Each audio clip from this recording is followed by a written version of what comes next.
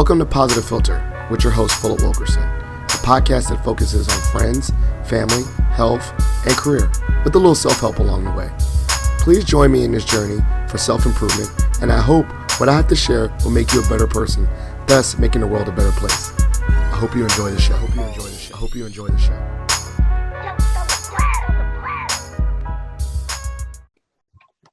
Hello, ladies and gentlemen, boys and girls. It's Philip Wilkerson back with another episode of Positive Philter. Today, I'm joined by two special guests. This is my first time doing two guests remotely, so work with us as we listen to this podcast. But I'm joined with special guests because everyone that takes the time to join my show is special to me. I'm joined by brother Jermaine Jenkins and his business partner, Henry Williams. Now, me and Jermaine, we met a couple times in the various world of alpha. And this dude, I swear, is like probably the swollest alpha I met in Northern Virginia, the most cut up one. I would at least give him credit for that. I used to do some big weights, but even when I did big weights, I wasn't cut. I was like not aesthetically, I did not look like I worked out, but this dude looked like a G.I. Joe doll or something like that. And so I was like, man, I'm about to get you on the podcast to talk about fitness, particularly fitness in general, getting fit. But then I was like, wow, he also has a business. So I wanted to combine two topics for this episode about fitness and entrepreneurship. And I mean, throwing it in a little bit about what's going on with COVID and the times that we're in. But before we go into the discussion, can you two gentlemen briefly introduce yourself, however you want to go take turns, to the listeners about just a little overview of who you are and your background? Hey everyone, my name is Jermaine Jenkins. Originally from Hattiesburg, Mississippi. Spent a little bit over 22 years in the United States Marine Corps and retired about 4.5 years ago. Currently a project manager at the Department of State, and also run a business with my partner who's on here now called JFit, where we sell a lot of fitness products, train clients, and also do things such as meal plans and so forth. So thanks for having me. I'm Dr. Henry Williams, born and raised in Hattiesburg, Mississippi, a retired veteran of the United States Navy. Currently working for the Department of Energy as a contractor, but also as a business partner with JFit. I love that. So maybe just kind of going right into it, you both guys are in the fitness industry. You're both business partners. Can you bring us back to the origin of your business? Particularly, you both said that you have really well-established careers, but what made you want to venture off and do fitness as one of your side hustles? Okay, great question. While I was on active duty in the Marine Corps, I forgot to mention, y'all. This dude, I said he's the most cut up dude. He's still over 40, and he making the young dudes look shameful. But hey, keep it going, yeah. That's as my frat brother just said. Yeah, currently 46. So many years ago, I decided to do a fitness competition in my 20s, around age 25, 26. But I found that I did pretty good in the competition. Then I went on to do some weightlifting competitions and done pretty well in that area as well. So I kind of fell in love with the sport and just stayed pretty consistent throughout the years of working out, staying in shape, and so forth. So once I retired out the military and got back into working out and fitness, you see all these products out there, and a lot of the products, are, hey, drink this shake, take these pills. My personal opinion, all of that stuff it's a hoax, and it ain't, want to use it. It doesn't work. Let me say it that way. Yeah, it doesn't work. So about 2 to 3 years ago, I was telling my cousin business partner, hearing that, I said I should do my own line of fitness products. I would like to do a gel. Because the gel, enhances the blood circulation, helps people sweat for the troubled areas, wraps, and so forth. But even me talking about it, I kind of sat on it. And then earlier this year, Henry called me and was like, yeah, remember what you was talking about a few years ago? We're doing it, starting now. And before I knew it, he said, yeah, I'm your partner. He had to set up everything, ordered the products, got it started, and said, yeah, I'm pretty much going to make you do your dream. And I'll turn it over to him from there, because he pushed me into it. Best thing he ever did. I love that. So yeah, Henry, you got your cousin and he's doing his thing, and you're really organized with the plan. What made you say like this is the moment to take advantage of it? Knowing he was retired, but he got all this time. What pivot and say, yo, this is the time to do it. Let's launch it and stay organized with it. So from a historical standpoint, I've actually had my own entrepreneur spirit since 2003. I've had a t-shirt business. I ran businesses selling Masonic shirts, car emblems, you name it. I was selling AKA. I was selling Alpha. You know it. You name it. It was out there. Somebody was buying it. I was selling it. And then I pivoted from just doing t-shirts. I went into embroidery for about 8 or 9 years, and doing well in that particular area also. And then I deployed overseas. I came back and was like, man, I really got to get this business going again. And fast forward to COVID, and I was just sitting here at the house like, man, I really want to get back into t-shirts. I was like, man, that was a lot of work. But I was like, I think it's a great opportunity though. So when I was like, you know what? And just like Jermaine said, I was like, hey, cuz I know we talked about this. I know you said you wanted to do this. And I know you was doing like a little side hustle already. It's like, I got a better idea for you. Why not just do it for yourself? And we just do it together. I said, I'm not the fitness buff like he is, but I've had I don't want to be that skinny. Hey, he looks good. Even my girl was looking at his pictures. I was like, hold on, he can't come around the house no more. So I was like, no. I said, I got a couple products. I can find them. I can source everything that we always talked about. I was like, man, I've heard of these other products that are out on the market, but there's nothing that looks like us. Whether they're black or an alpha or something like that. I did not see those being front and center from somebody like us. So I was like, all right, here's what I can do for it. So I started sourcing. I said, here's the price points, and this is how we can sell it and be a business out of it. And the stuff started coming in, and we started like, hey, how we're going to do this. And then when that real business part hits you, marketing. So I'll kind of stop right there for right now, but that's kind of how we got started. So I love it. So you actually, I mean, Jermaine, you were actually doing fitness, and I know you were doing clients and clientele pre-COVID, the working out, but obviously this side of the business was launched during COVID. Is that correct? So can you talk about your experience? Like you were working out for yourself. You had the know-how of fitness, self-training yourself. What made you want to add the actual, like I said, equipment part to your like, rather than just say continue with your business doing clients and individual clients? What made you think like this is another complementary brand or complementary thing for your brand? One, because of my fitness experience for over 20 years, I've always used these type of products, and for the most, they worked. And my wife is also she's a fitness buff. She works out 5-6 days a week. So she used the wrap, she used the gel. So kind of like Henry was thinking, and after we got to talking, like, hold up, you've been using this stuff for 20 plus years for other people, and haven't been using it for yourself. And since I was already training, like I said, training clients, and I got clients in Afghanistan, I got clients in Iraq, all throughout the U.S. and overseas. So I started thinking, what if we, since I'm always buying this stuff, as Steve mentioned, get my own products under JFit and let my clients experience the same benefits that I've been experiencing using a sweat gel to help my troubled areas out, lower stomach, love handles, inner thighs, as well as using the waist wraps to help even keep that heat in to enhance that. Also, the massage guns, one of the best things ever, because I get sore because I'm pushing, like you say, I'm in the gym, I'm lifting 300, I'm squatting 300. That's what I like to do, lift heavy weights. Sometimes I have the knots, so I needed something to help get that tension out. So Axurian could, hey, can you get massage guns? I can get those too. I'm like, you're the best business partner ever. So through him already having a business and that experience, he was able to, obtain all the products that my customers could use. Now, matter of fact, just this morning, I had a customer on Facebook who's a retired Army veteran after 30 years. She just sent me in here in this message on Facebook this morning and said, thank you for the massage gun. You know, she said, I'd be so sore after my workout. So it's one of the best purchases I ever made.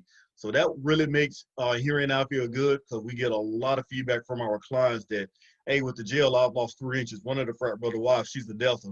She told me now she's back into her dresses, she's back into her jeans, and Hearing Now have gotten several responses back from there. So when the products that I've been using for 20 some years work for me, why not start them for a JFit and sell them to my I love that. customers so they can get the same benefits. And particularly, I think that one of the things I want to explore is, like, a lot of people, you know, they think that you know, this is a pandemic is not a, what's it called, like a productivity contest, but you guys are already excelling.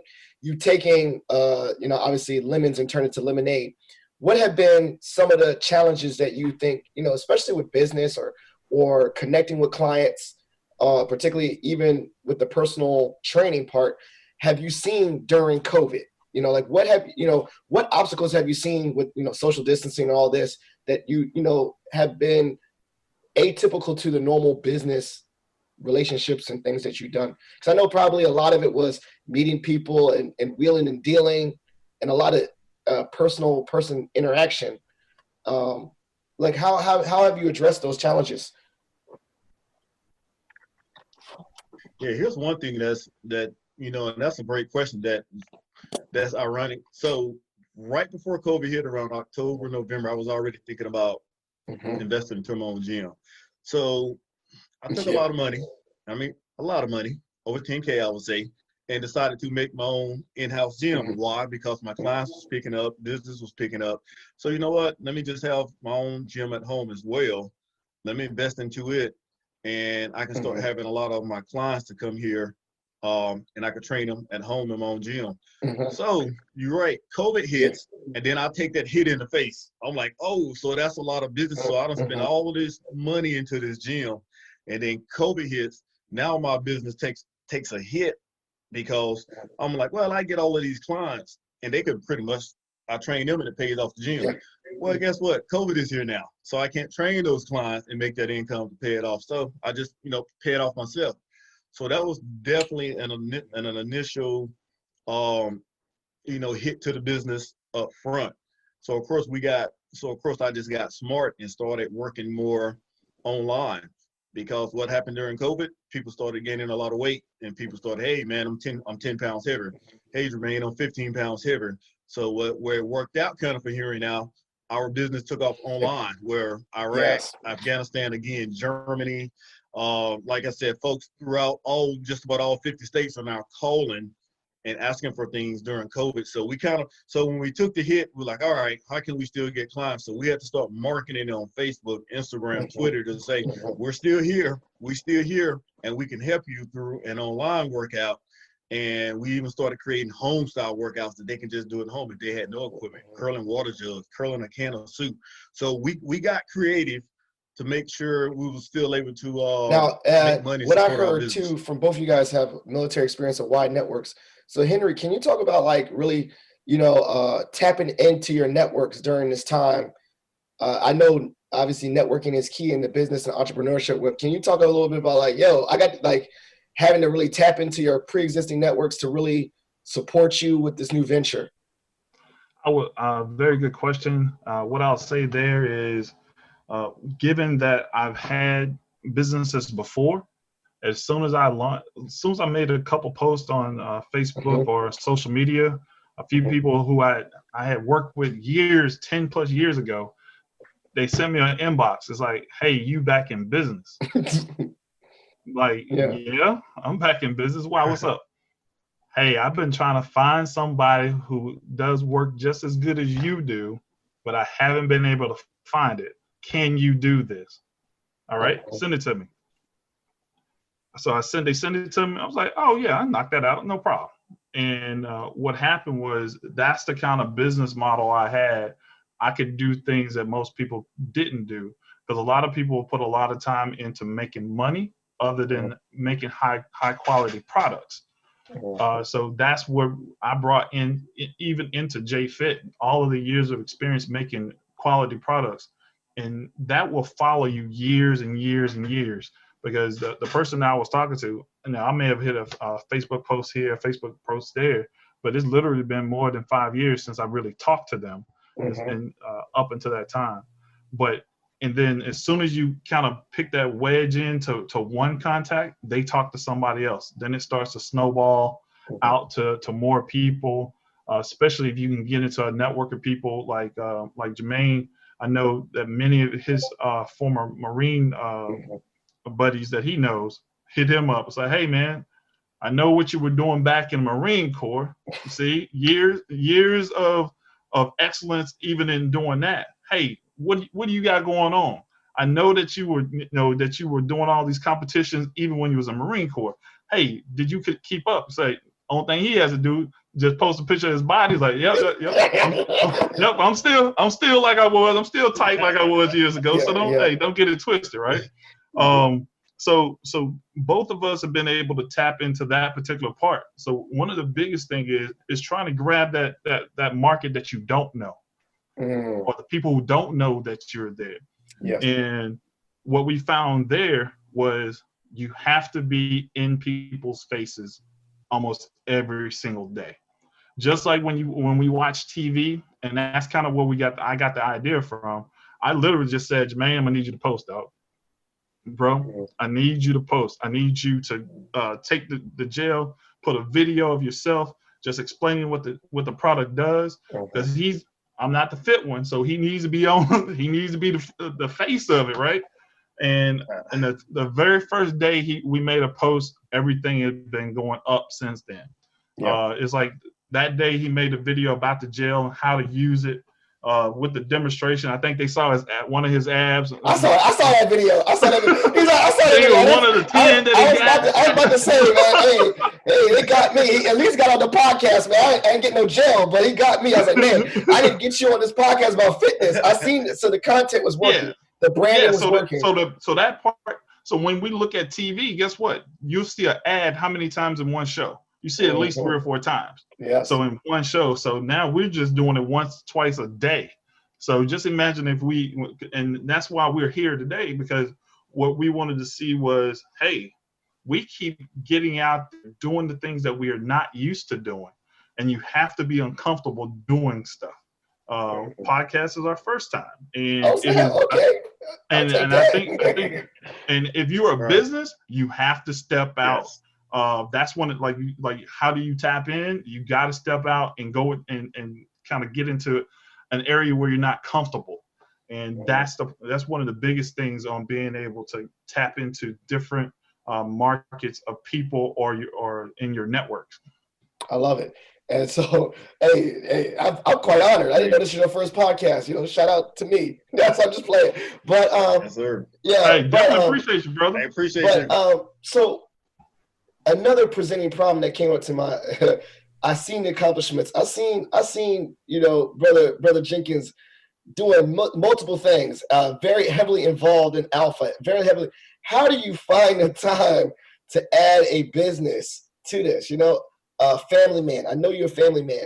Like, how do you dedicate time to entrepreneurship in addition to all the things that you got going on? You know what? It's definitely challenging. Definitely have to give a shout out to my wife, Tangela Jenkins, for being supportive, because if she definitely wasn't supportive, I know it would be trouble, because I like to stay busy. And again, we both grew up in small town Mississippi, but when we both left, we both pretty much had the same dreams. Let's go join the military, do good things, retire, start our own business, hopefully make some money, be rich, live the American dream. So when you're trying to accomplish that type of goal, as you already know, you got to have multiple streams of income. So, and juggle all of those things together. So I kind of told the wife, hey, I need to start the side business. I need to get clients. I'm going to keep my full-time job. Oh, by the way, I'm running for vice president in the chapter and running for president next year. So are you cool with that? So I literally sat Dave down and asked her. And she was like, okay, I'm good with, as long as you give us some QT and, give us some QT and all of that, I'm good. You probably saw me and my son was out the other day. So Having that support structure is definitely first and foremost the most helpful thing. And then just balance, because you're right, yeah, having a full-time job at the State Department, so I'm managing it. Teleworking has been a blessing, because I'm teleworking, things get slow for a little bit. As long as you get your 8 hours in, it's really that's really only thing they're concerned about. Get your 8 hours in and do your work. So I try to just balance my time off. All right, I know on Tuesday I got to get my reports done for the chapter. Then I'm the vacuum path chair for health and fitness, and Brother Scott sent me an email the other day. I need SMART goals done by August 30. So I really have to plan my schedule out. And some days I have some people trying to reach out to me, and I tell them I'm not going to be able to get to you for 2 days, because I know I'm working at this time. Heck, at this time, I'm training myself. The next time, I'm training a client. Then I got to spend 2 hours with the wife and son. Hey, Fred, I can't get to you. It's Monday. I catch up with you on Wednesday. So I literally, some days, like today was the day where my schedule is so balanced and so tight that I don't have room for anything else to slide in. So great question, and it's just balance. And I heard another one. It was balance, scheduling, and communication. like transparent communication. Like even with friends, family, and loved ones. Like you say, I still got love for you, but I ain't gonna get back to you. You know what I'm saying? And I think that's kind of hard, because you try to, sometimes if you're a loving person, I know you're a very kind person, you try to give yourself to so many people. But if you try to give yourself to so many people, eventually someone's going to take a hit. And so obviously you have to delegate that appropriately, right? So that one, you can give full committed time to your family, full committed time to yourself for your own personal fitness, and then full committed time to the business. Now, I definitely like this dynamic. Obviously, with a business, you have to lean on each other, right? Like Henry's got to do a little bit, you got to do a little bit. It's like a group project, right? So how do you two balance with all that's going on? How do you balance within you two a partnership? Because, a lot of people will say, I'd rather go solo with a business because I ain't got to worry about no one else. I'd rather have a sole proprietorship. So how do you two delegate and work together and really lean on each other and make sure that, you're all pulling your weight? What I would offer with you, when people say I want to do a sole proprietorship, that's a great idea. I did that for years, but then you have to do all of the work. There are some areas you're just not going to be good at.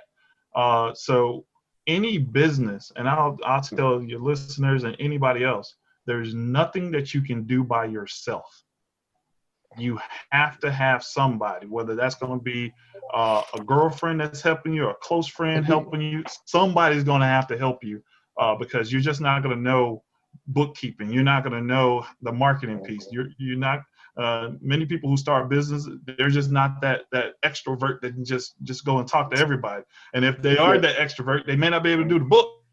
Or you may not be able to order stuff. so there's a piece that you're going to be missing in. And so, and like for us, actually, I'm glad you asked that, because me and Jermaine were just going through this probably about a month and a half ago. I'm shipping stuff, Jermaine's shipping stuff, and I just look at Jermaine, hey, bro, I need you to do promotions. I'll ship everything. We need to separate some of this work, because if he's trying to ship and he's trying to do promotions, he has a full schedule already. I need to take some stuff off him just to be able to make sure he's focused on the promotion piece.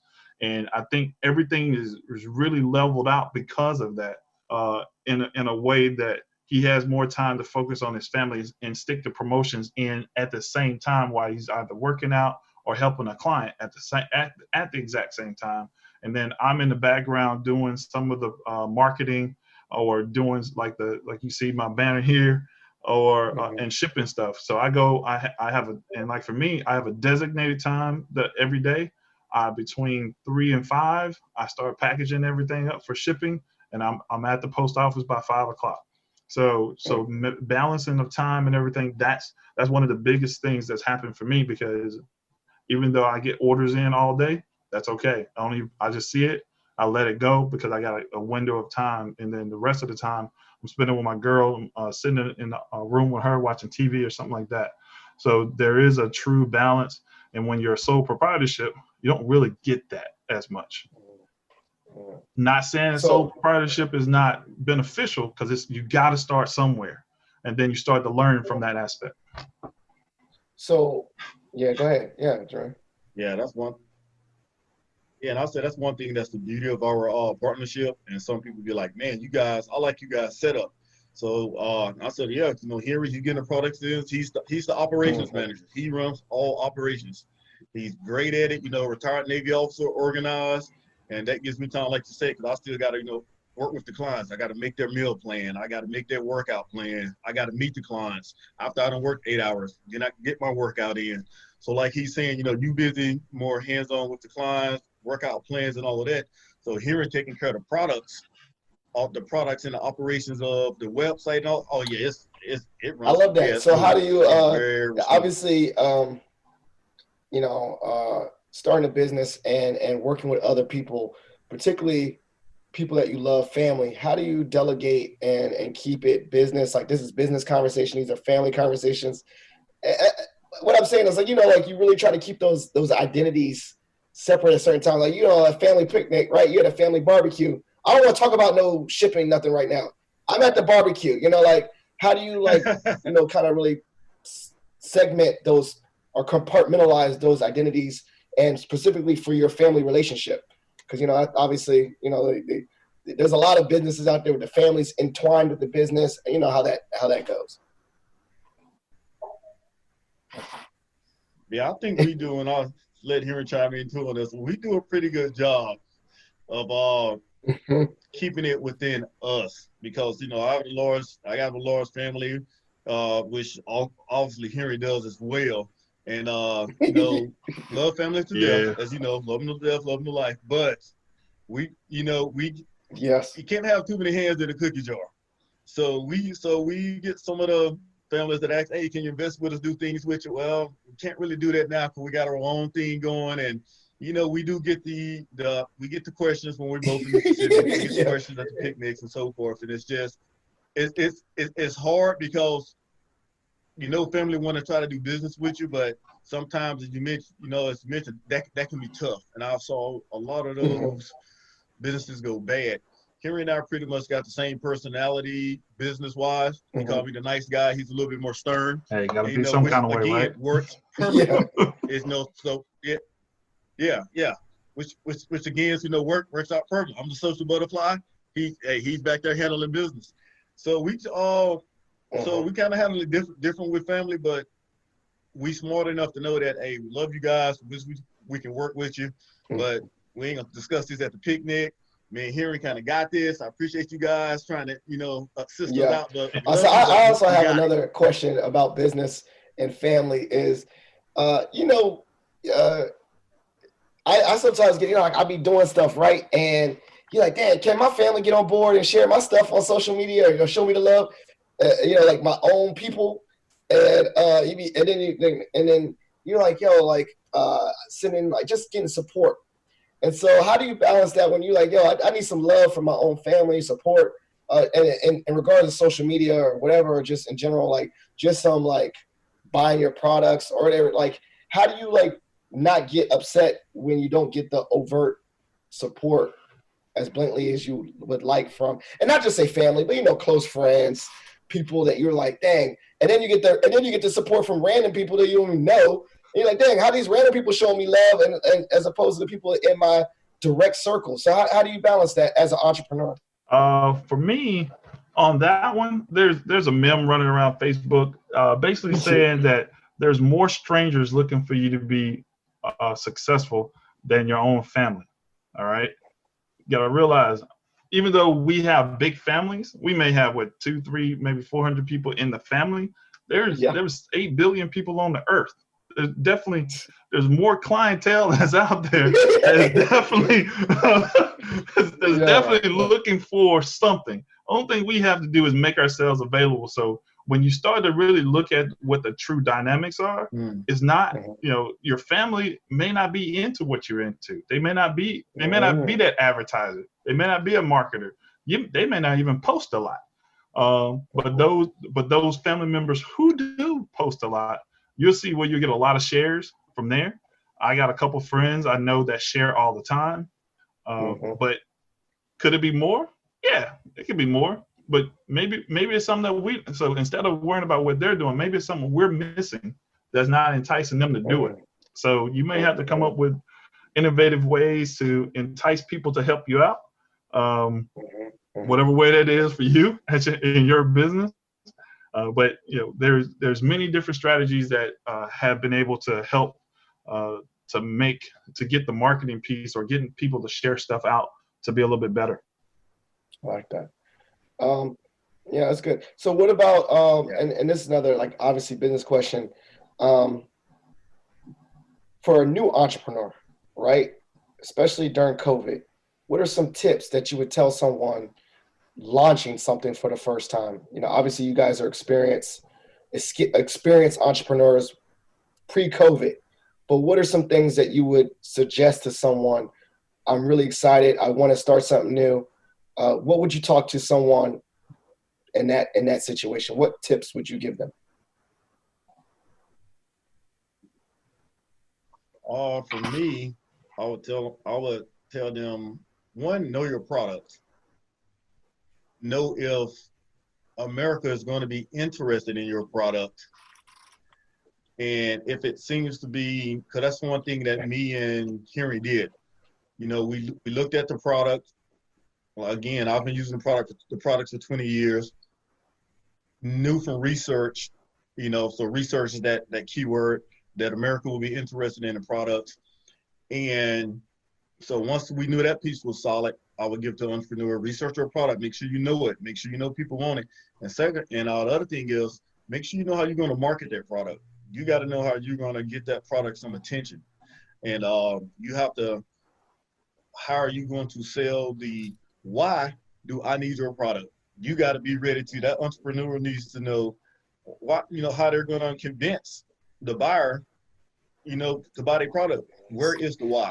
So the biggest for me, and Jermaine just hit on it, why? Why are you getting into business? And Jermaine and I have had this conversation once, he'll remember it. If you're getting into business to make money, that is the wrong idea. All right. Just like doing the podcast, if you're doing it because you're trying to make money, that's not the way to do it. You have to figure out why you're doing this particular business, because the business that we're doing, the why is because we're going to help you as an individual become better in health, strength, and help slim you down at the same time, all at the same time. So why wouldn't somebody want that? You're going to help me with a meal plan. You're going to help me with workout plans. You're going to help me out with the products themselves. That's going to help me do the exact same thing.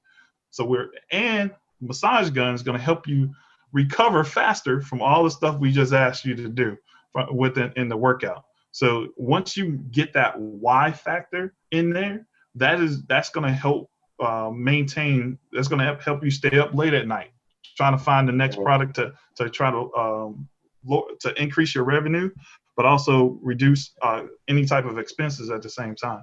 So that's the one that I would kind of go with, is know your why when you start asking. When someone asks you about your business, start with your why, and everything else will flow from there. I love that. And so I wrote one note is like the why, and I think I've seen a lot of your why is not intrinsic, it's external, and it's a lot of service to others or helping others, right? Yes. Like if someone said, I want to make a podcast to make money, you're not going to do that.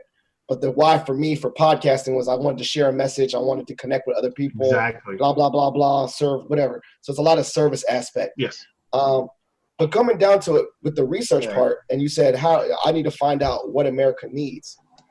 How do you find out what America needs besides, obviously asking questions? Or you said, Jermaine, I use it. Of course, people are going to use it and need it. What was some focus groups, asking your friends, looking, like Google searching the same product and seeing where people can buy it on Amazon? What are some ways that you did research to know that this was a need? Great question. Yeah. One, I asked around, and asked around, hey, if we got this sweat gel, since I had been sitting on it for a while, would you be interested in buying it? You know, the idea of sitting there, I was being lazy, not pushing it. Oh yeah, I would buy it, I would support it. Well, what does it do? Hey, it helps the troubled areas, you know, helps you lose inches and so forth. I also had already been keeping up with wraps in the market. You know, like you said, checking out Amazon, checking out Sweet Sweat, and had been seeing that the product was out there. And a lot of them are overpriced products that they've been out there selling. So I kind of did my market research, looked at the other sites, asked a few people. I also had a few friends that were still on active duty that was already still. I'm watching their Facebook pages and I see them talking about the wraps. I see them talking about this Sweet Sweat they bought them. So I'm like, okay then. So I see that people are already using this worldwide. I just need to get my own stuff. Yeah. So once I took observation of that these products was already being used by, you know, thousands of people.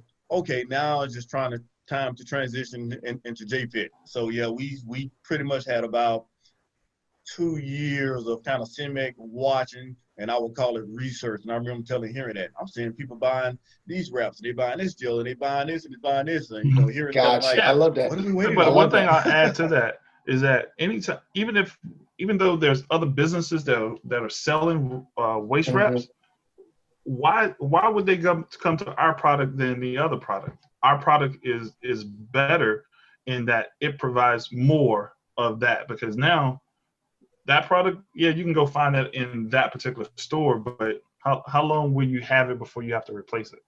How effective is that going to be in that same time frame that you can actually have a JFit product? So those are the different types of things that in an entrepreneur aspect that you have to look at also, to say, hey, yeah, there's a Sweet Sweat out there, but what are they doing? Yeah, they only catering to certain group of people. Yeah, they're not catering to everybody.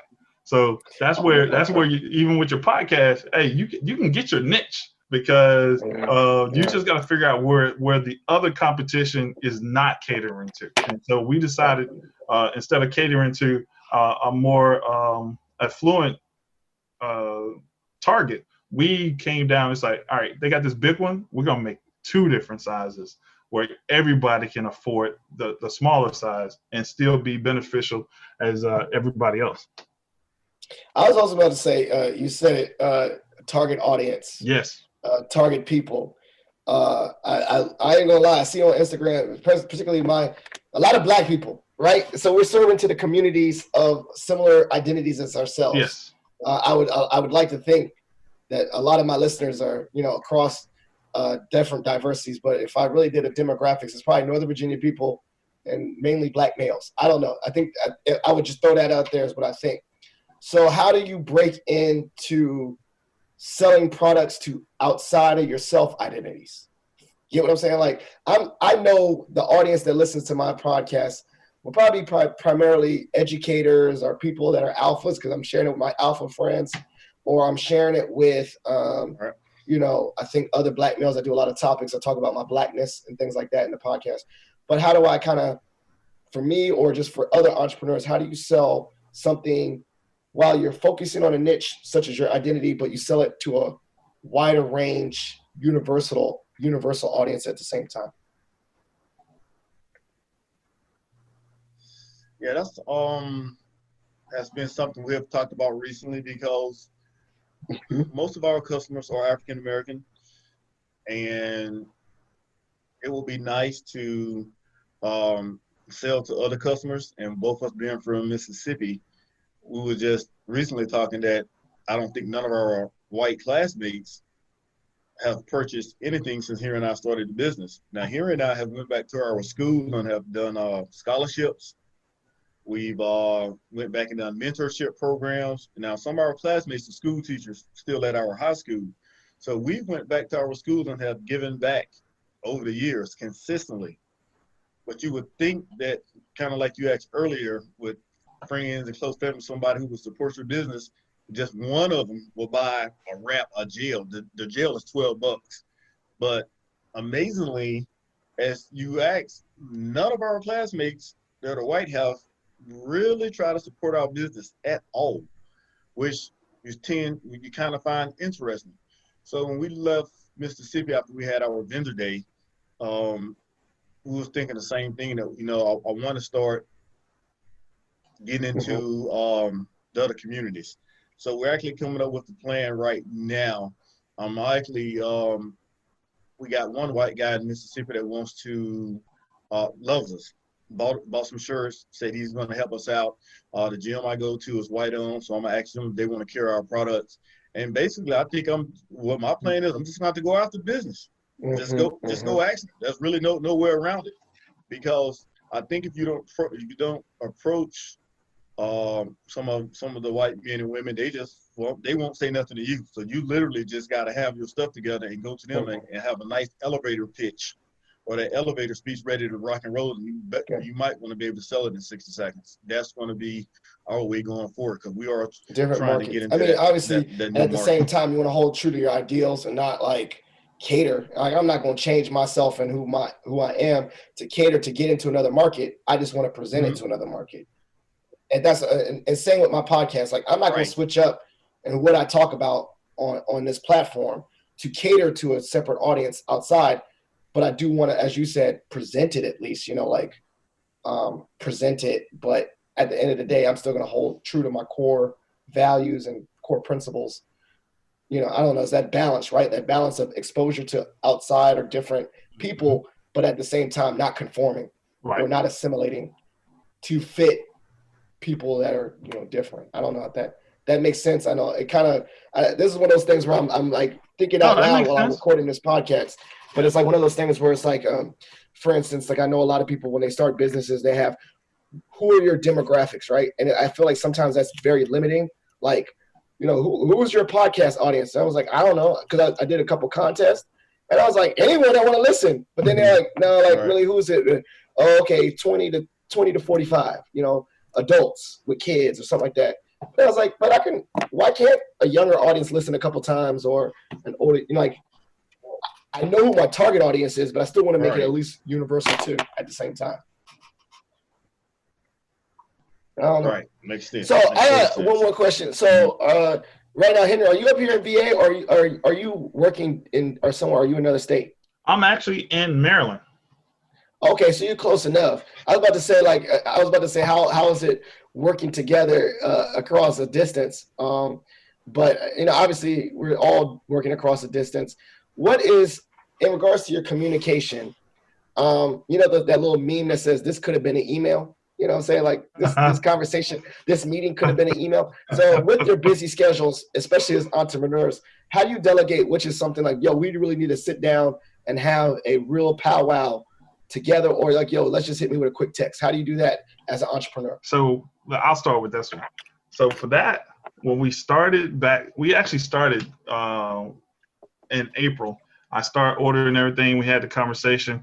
Now, initially, we were probably on the phone an hour and a half. And as time has gone by, like we did a major event in Mississippi that was very, very successful at the beginning of August. And I think once we got back on that Sunday, I don't think we actually talked to each other for like 2-3 days.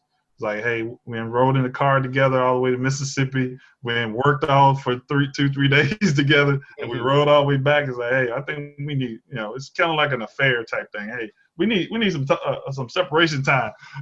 So we actually didn't talk for like 2-3 days. And I think what the best part has been about is that we sent a text, hey, are you free? Hit me up when you're free, instead of just calling. Or if we don't go 2 or 3 days, it's easy now for us to go 2 or 3 days and not even communicate, because we're doing stuff and we just kind of got lost in our personal lives. And then you'll get a text that, hey, we need to link up. And now we're literally down to the point where we'll do 10 to 15 minutes. And this is how streamlined we've gotten the business, to the point where we can have a whole business meeting in about 10 or 15 minutes and be done for a day. Hey, can we do that for a chapter meeting?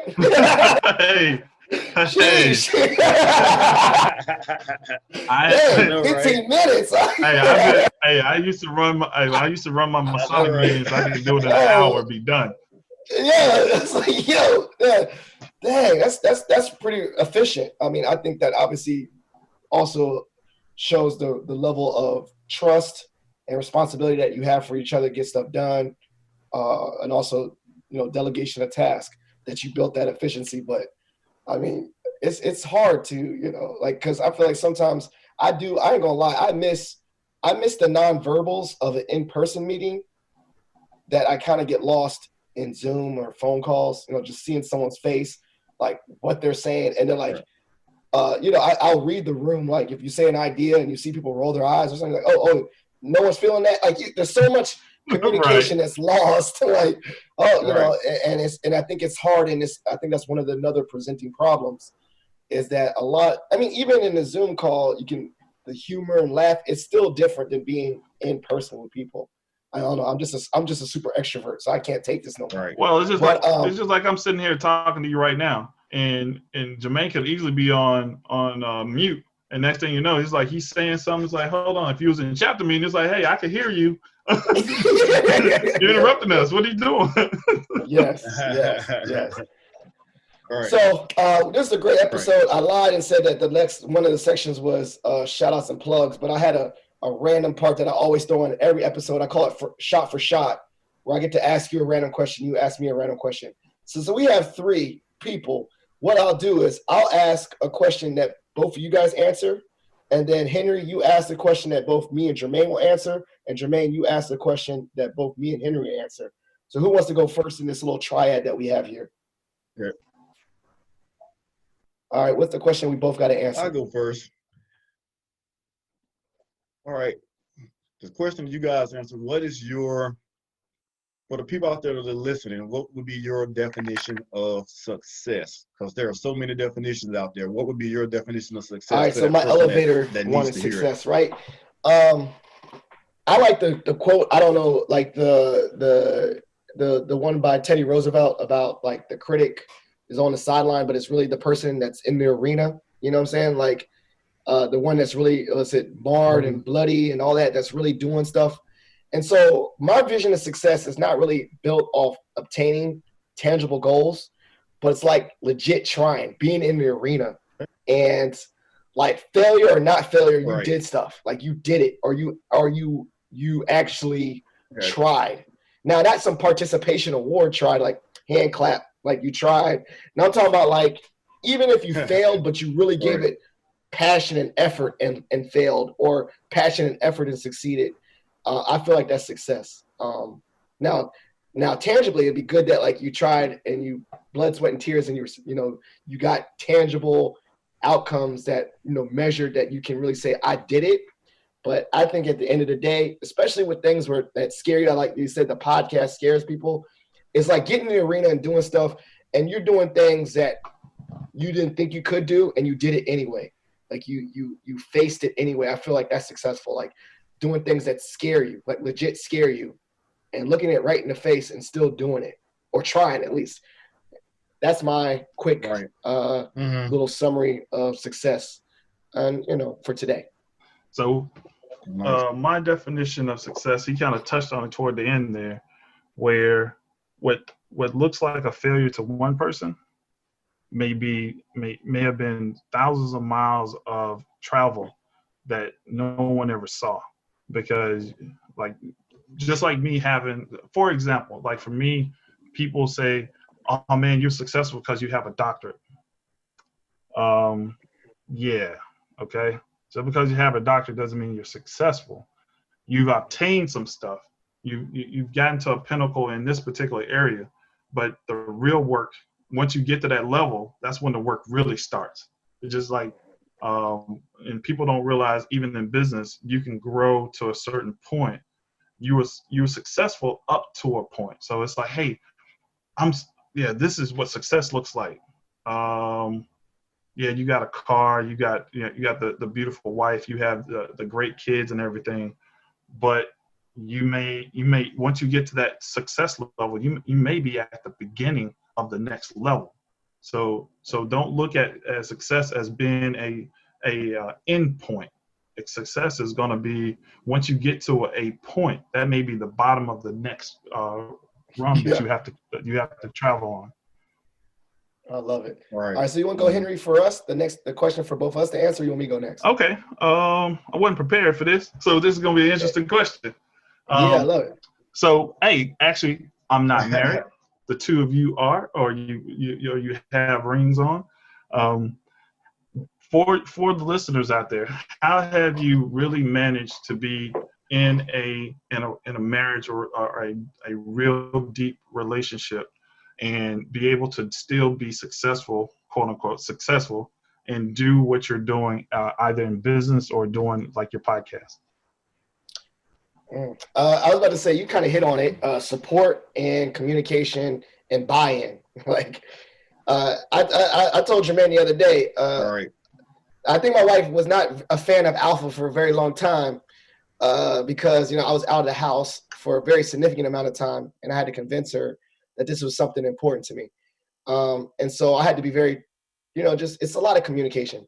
And, I know that a lot of people say, would you do this for yourself? But if she really, really wasn't on board, I don't think I would have been able to accomplish much, right? Like if she was really like, yo, I just need you, and you need to stop the podcast full deliver like this, and she wasn't about it, and it was like giving me a lot of toxic attitude, like that, then I don't know if my podcast would be as successful as it was. So it's like really just getting buy-in from your closest people. Like I kind of told her I was still going to try and do this regardless. I was really adamant and very passionate about both becoming an alpha and very passionate about continuing this podcast. But at the end of the day, in the back of my mind, I knew that she came first, and if she really wasn't on board, then I really couldn't elevate this. I couldn't pursue this. And so it's really getting that buy-in, and I think a little bit like with the pitch about new people is that I had to show, it's almost like tangible evidence. I had to show that, one, I could still be a good husband and do this. So I kind of I was on trial a little bit, like being on trial and say, yeah, I can still do this. I can still do this podcast and give you that time that you need. So I had to like really prove that. And also I have to also show that through my commitment to these two things that that I'm good at it. I mean, that's flat out what it is. Like, like I had to also like say like, this is something very important to me. And then I wasn't half-assed with it. So she's like, wow, it is important to him. And he is taking it seriously. And he's organized with it and all that stuff. So I think with all the different ventures and getting buy-in from a partner, particularly a wife, is, getting that communication, that partnership, but also knowing that it's important. But you have to show that it's important by how organized you are. Yeah, you nailed it. Last thing I add in on that, because he crushed it, is that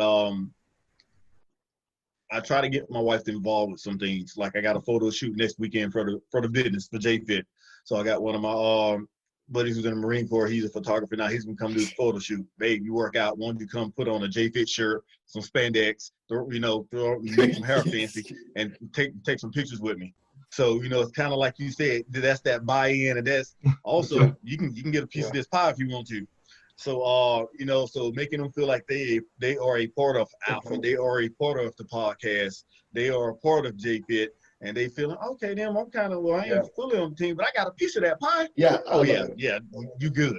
So so everything else I think you got it, but that's the other thing I'm like. Yeah, and I like that too because my wife has been a guest on my podcast. I included her.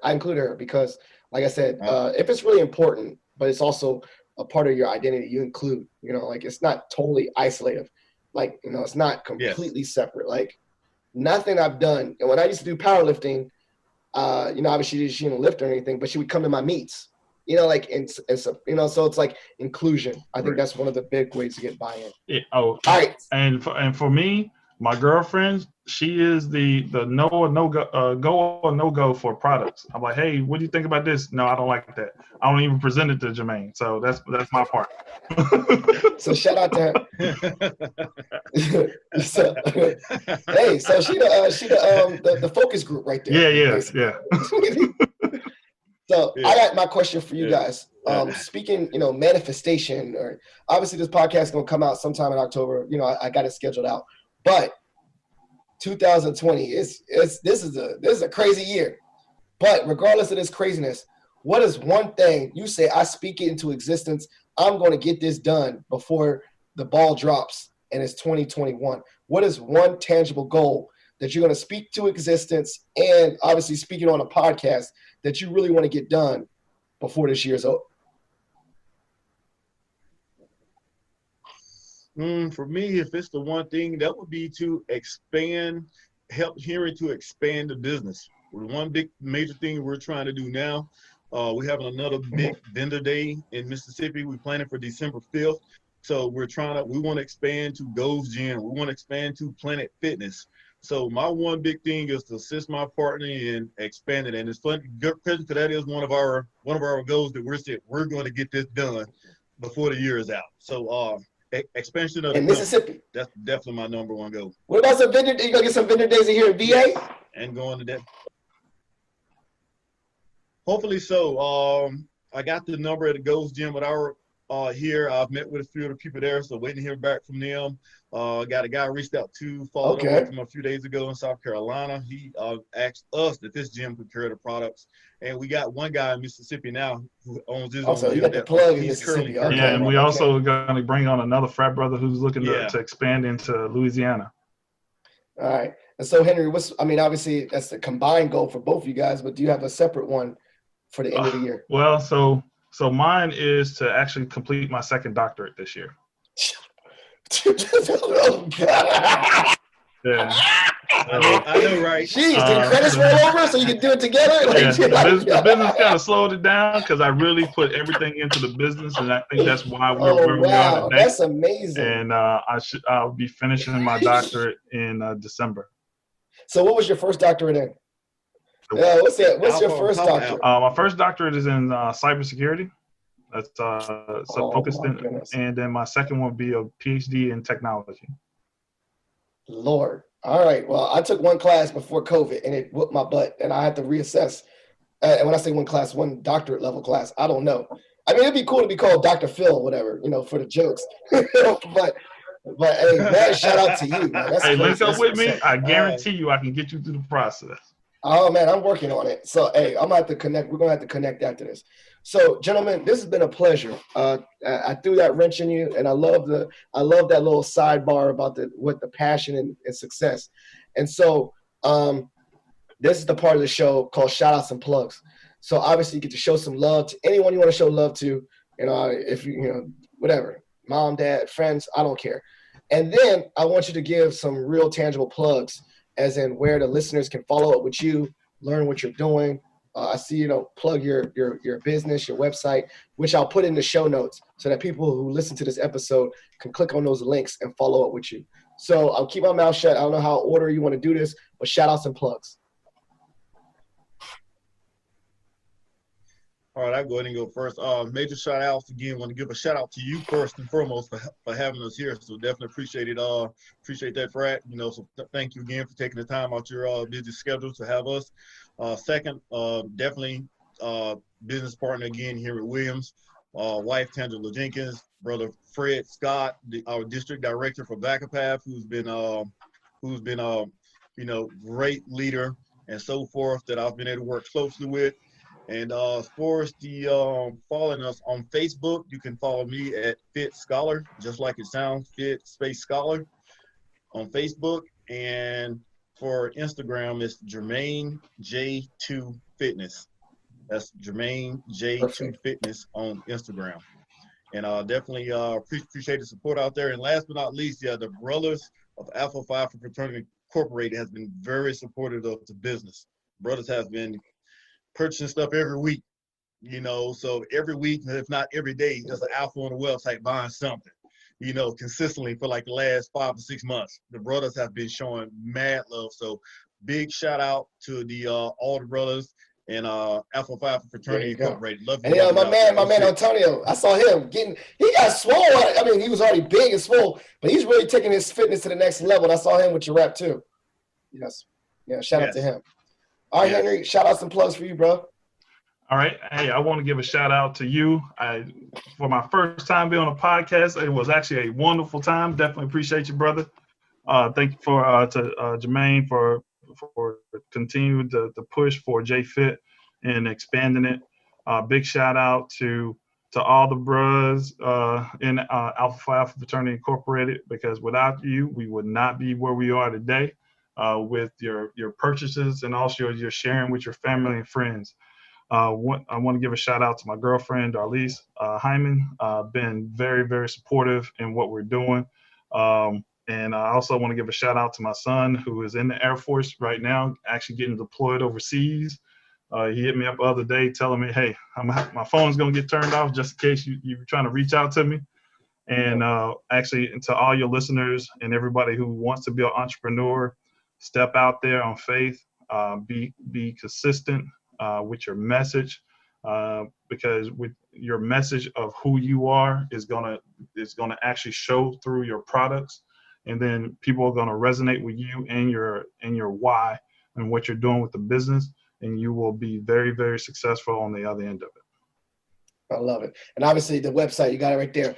Yep, www.jfit/fitness.com. Yep, sure. and on Definitely Instagram is jfit.fitness, and actually on Facebook, same thing, jfit.fitness. Yes, and so listeners, please follow Purchase Products. I need to get me something. I'm going to just wear it around the house, walk around, maybe a wrap around my waist. Definitely going to support this guy. And also, I'm definitely going to put the links, but please follow it with him. And just like I said, organically, I saw what he's doing. And I saw what he's doing for the community, especially for Black men. There's a pockets of health, right? And mental health, physical health, spiritual health. And these are all different pockets that we need to achieve and uplift each other. And Jermaine's doing his part with the physical health, really getting that out there, getting that message about how fitness is important to the holistic well-being experience. So shout out to you, Jermaine and Henry, for really just taking a lead on that in that area. And so please follow with all the things I'll put in the show notes, and you can follow him, follow his journey in entrepreneurship, and maybe even be inspired to start your own journey in entrepreneurship. And so if you're a listener to the podcast, please follow Positive Philter on all different platforms, or you can call the hotline, which is 571-336-6560. That's 571-336-6560. Please share this episode with your family and friends, like and subscribe, leave a rating or review on iTunes, all this stuff. Sharing positivity is just anything that we all can do, small, big, whatever. And so please continue to support the podcast, and thank you for listening.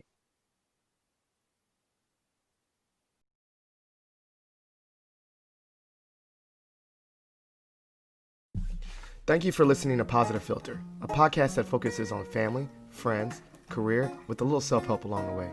If you enjoyed this podcast, please share it with your family and friends, and like the Facebook page, Spreading Positivity of Movement. Thanks for listening.